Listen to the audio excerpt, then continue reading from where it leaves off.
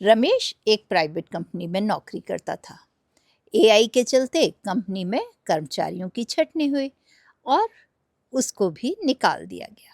एक स्कूल के बाहर चटाई बिछाकर उनको बेचने लगा।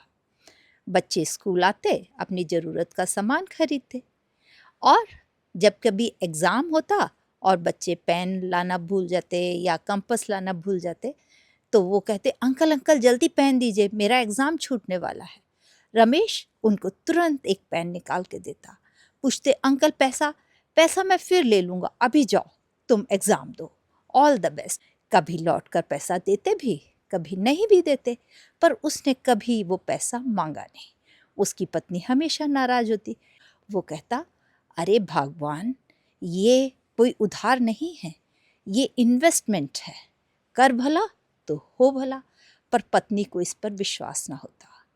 धीरे धीरे रमेश की उम्र बढ़ती गई और एक दिन वो बीमार पड़ गया और वो धीरे धीरे ट्यूबरकुलोसिस बन गई। एक दिन दरवाजे के बाहर एक बड़ी सी गाड़ी आके खड़ी हुई। उसमें से एक सूटेड बूटेड लड़का निकला।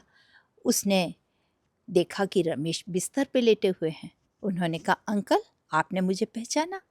रमेश धीमे से आवाज़ में बोले, नहीं बेटा। उसने कहा, मैं सुधीर, एक बार आपने मुझे 10 रुपये का पेन उधार दिया था और मैंने कभी आपका पैसा नहीं लौटाया।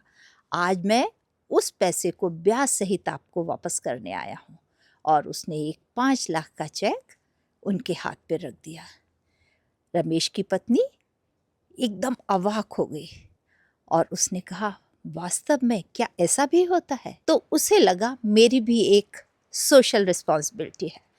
उसने उनका फ़ोटो खींचकर, उनके बारे में टेक्स्ट लिखकर और जो अपने 5 लाख दिए थे उसकी वजह बताते हुए सोशल मीडिया पर एक पोस्ट किया।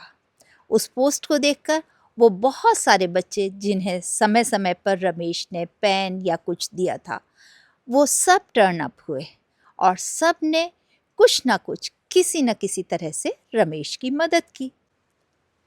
सुधीर इतने पर ही नहीं रुका।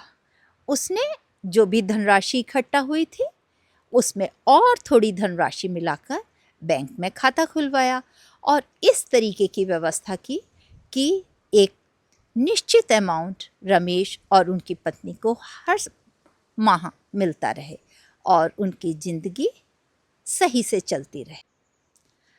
रमेश अपनी पत्नी की ओर देखकर मुस्कुरा रहा था और दोनों ने एक साथ कहा, कर भला तो हो भला।